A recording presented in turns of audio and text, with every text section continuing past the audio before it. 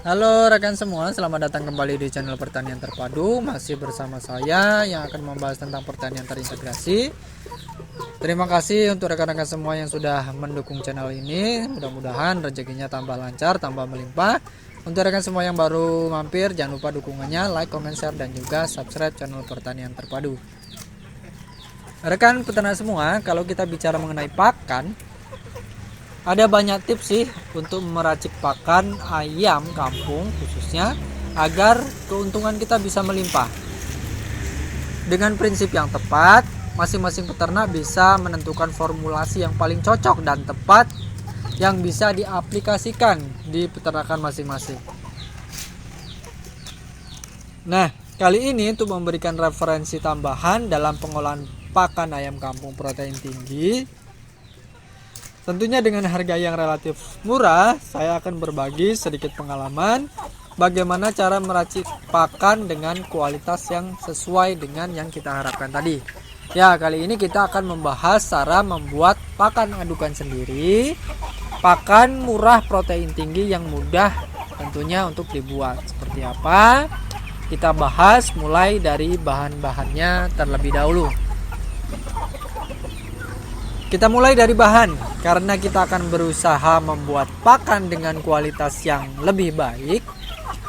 Maka dalam menggunakan bahan hendaknya kita mencari yang terbaik yang bisa kita usahakan. Yang terbaik yang bisa kita usahakan. Dalam mencari sumber bahan pakan tersebut ada dua prinsip yang kita semua wajib pertimbangkan. Prinsip pertama yaitu ketersediaan yang melimpah, dan yang kedua adalah kandungan nutrisinya yang paling bagus. Jadi, usahakan mencari bahan pakan yang paling banyak tersedia tetapi paling bagus nilai gizinya. Kita bisa urutkan seperti itu. Dalam hal ini misalnya bahan yang bisa digunakan untuk membuat pakan ayam kampung protein tinggi antara lain mulai dari limbah ikan, bisa jeroan, bisa kepala dan lain sebagainya. Tentunya yang sudah tidak dipakai. Ada juga keong sawah, berbagai jenis keong sawah.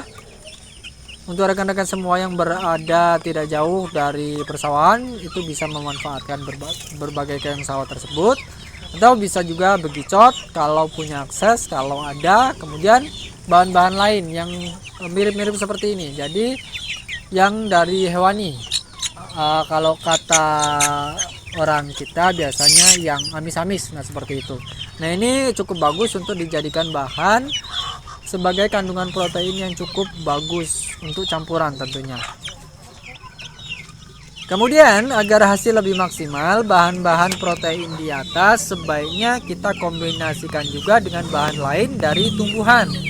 Nah, kita bisa menggunakan sebagai contoh enceng gondok, apu-apu sawah, batang talas, sajola, dan lain sebagainya yang kaya akan protein. Jadi di sini perlu dicatat dan digarisbawahi bahwa kita akan menggunakan dua jenis bahan berbeda untuk membuat pakan yang kualitasnya jauh lebih baik.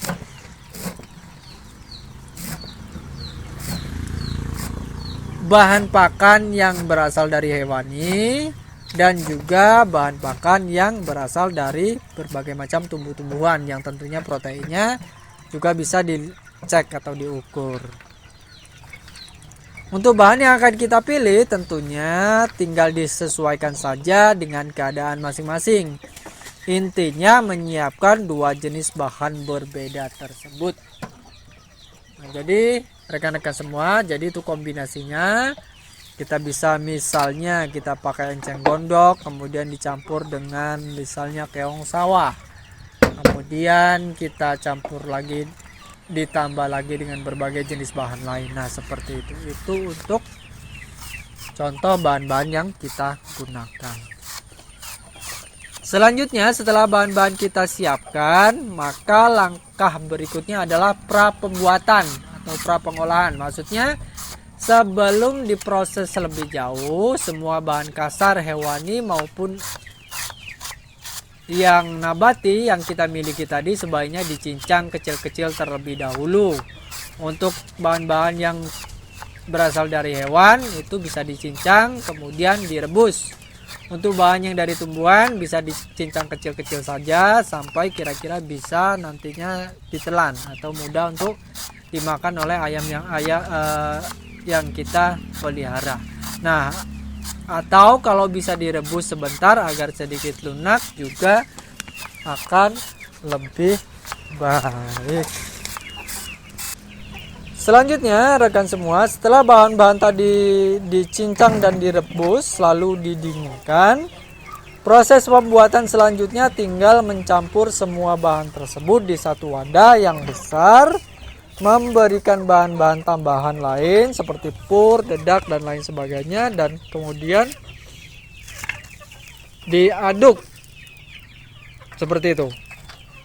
Jadi setelah bahan semua tersedia, campur semua bahan dan tambahkan sedikit fur ayam untuk campurannya.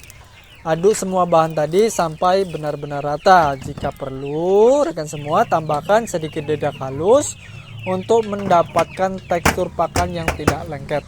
Kalau kita rebus biasanya dari bahan-bahan sayuran itu biasanya akan lengket kalau terlalu lama. Nah, ini bisa kita tambahkan dedak. Jika butuh air, rekan semua gunakan air cucian beras untuk hasil pakan yang lebih kaya nutrisi. Nah, setelah tekstur adukan pakan sesuai, maka pakan siap untuk diberikan ke ternak yang kita miliki. Rekan semua, dalam membuat pakan ayam kampung protein tinggi yang harganya murah, ada satu prinsip yang harus dijadikan pedoman untuk hasil yang lebih maksimal. Prinsip tersebut yaitu kombinasi bahan yang tepat antara bahan protein tinggi dengan bahan berbiaya murah. Apapun bahan yang dipilih harus terdiri dari dua bahan tersebut. Bahan dengan kualitas protein yang memadai dan bahan dengan harga yang terjangkau atau bahkan murah. Nah, untuk proses pengolahan atau pembuatannya tentu saja bisa kita sesuaikan. Bisa dicacah, direbus dan diaduk jadi satu. Bisa juga dengan sistem fermentasi. Semua terserah peternak masing-masing. Terserah yang kita suka yang mana, yang mungkin bisa dilakukan yang mana. Terakhir rekan semua, mengenai bahan pakannya sendiri, jangan terpaku pada satu atau dua bahan saja. Usahakan selalu kreatif dalam memanfaatkan berbagai jenis bahan pakan yang akan kita gunakan. Apapun bahannya, yang penting tidak beracun, tentu saja itu bisa kita gunakan. Nah, untuk rekan-rekan semua yang masih ragu, bagaimanakah efektivitas pakannya, akan lebih baik jika pemberiannya dilakukan uji coba dalam skala kecil terlebih dahulu agar nanti bisa mengukur tingkat keberhasilannya. Oke rekan semua, itu saja dulu apa yang bisa saya sampaikan untuk kesempatan kali ini. Mudah-mudahan bermanfaat. Terima kasih telah mengikuti video saya sampai selesai. Sampai di sini saja, sampai bertemu pada video selanjutnya.